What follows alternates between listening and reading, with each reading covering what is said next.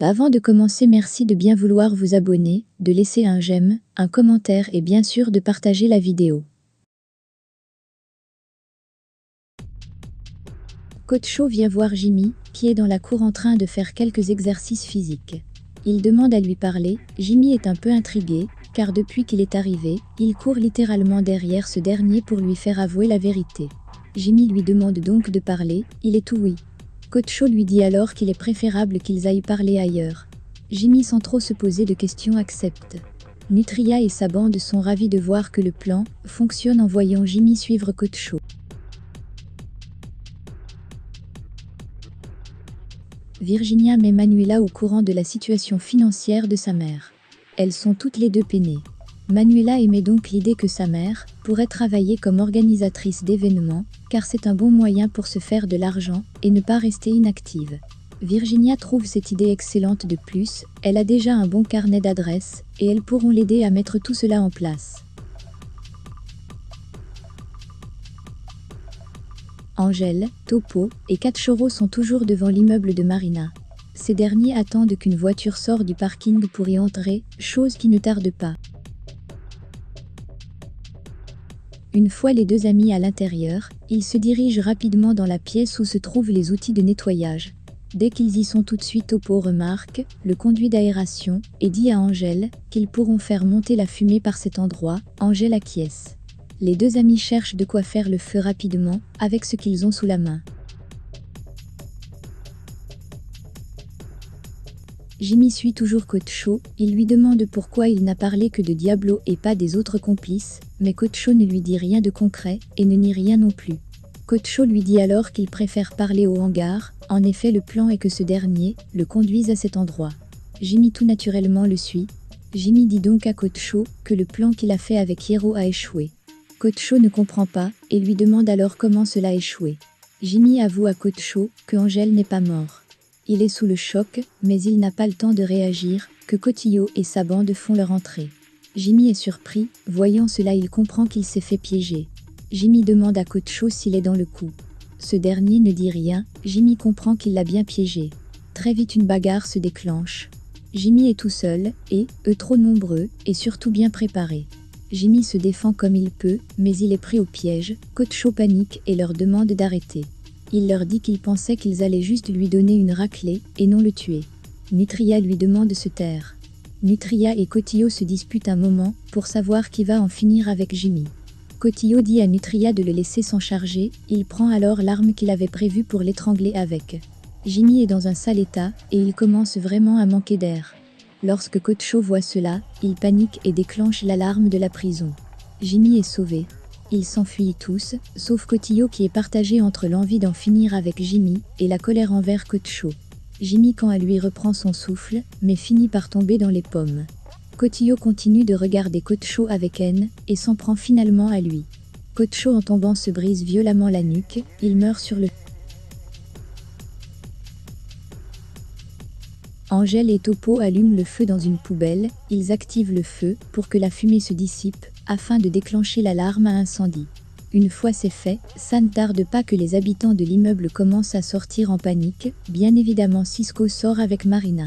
Angel quant à lui, est caché dans un coin où il peut bien voir tout ce qui sort de l'immeuble. Arrivé à l'accueil, Cisco se renseigne auprès du gardien pour savoir ce qui se passe exactement, c'est à ce moment que Angel prend Marina par la main et l'emmène. La seconde qui suit, lorsque Cisco se retourne, Marina a disparu. Il commence à paniquer. Marina ne s'est même pas rendu compte de qui l'attrape. Une fois en lieu sûr, Angel demande à Marina de ne pas faire de bruit, elle est étonnée. Angel enlève ses lunettes pour lui montrer que c'est bien lui, Diablo. Marina n'en revient pas que Diablo soit toujours en vie. Angel lui dit alors qu'il aide Cachorro à la faire sortir de l'immeuble. Marina veut qu'il s'en aille tout de suite, mais ce dernier lui pose d'abord un tas de questions sur Hiro et ses activités. Marina lui dit qu'elle n'en sait rien. Angel essaie de convaincre Marina de témoigner contre Hiro, mais Marina a peur, elle lui dit que témoigner contre lui c'est également s'en prendre au prince. Angel ne comprend pas ce que fait le prince dans cette histoire, Marina dit donc à Angel que Hiro s'est associé avec le prince. Après multiples questions, Marina dit à Angel que Martin a des projets politiques, elle lui dit également qu'il ne garde aucun document important dans l'appartement où elle vit. Cisco est dehors, Il cherche Marina, Topo qui le surveille, appelle Angel et lui dit que l'homme de main de Hierro cherche Marina. Angel confirme à Topo qu'il est déjà avec Marina, il lui dit d'aller retrouver Cachorro. Carmelo arrive et trouve les habitants de l'immeuble dehors, il demande à Cisco ce qui se passe. Cisco lui dit que Marina s'est échappée, Carmelo est furieux et lui demande comment cela est possible. Il lui dit qu'ils doivent absolument la retrouver. Cachorro de son côté s'impatiente, il ne voit pas toujours ses amis revenir ni Marina. Il décide donc d'aller les rejoindre. Marina quand elle est très anxieuse et demande à Angel qu'il s'en aille. Angel aperçoit Carmelo, il le reconnaît. Marina lui dit qu'il s'appelle Carmelo et que c'est l'homme de main de Hierro.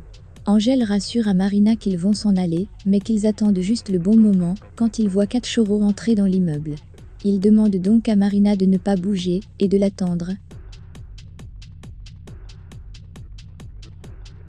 À la prison, Jimmy est à l'infirmerie, il explique au procureur ce qui s'est passé et qui sont ceux qui ont essayé de le tuer. Contreras, le garde qui n'aime pas vraiment Jimmy, essaie de prendre la défense des autres prisonniers.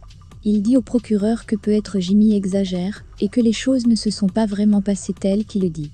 Jimmy dit donc à Contreras que tout le monde sait qu'il reçoit de l'argent de certains prisonniers en échange des services, bien sûr il le nie. Le procureur lui dit qu'il espère que rien de cela n'est vrai, il lui rappelle également qu'il a déjà un avertissement. Le procureur lui ordonne donc d'aller mettre à l'isolement tout ce que Jimmy a dénoncé. Le procureur apprend également à Jimmy que Cotcho est mort. Jimmy est sous le choc de cette nouvelle. Angel sort de sa cachette et attrape Cachorro, avant que les hommes de Martin ne le voient. Il le sort de l'immeuble. Angel est furieux contre lui.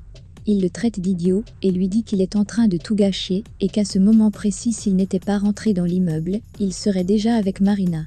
Pendant que Angel est dehors, Marina est prise de peur et décide de retourner à l'appartement d'elle-même. Quand Angel retourne retrouver Marina, elle n'est plus là.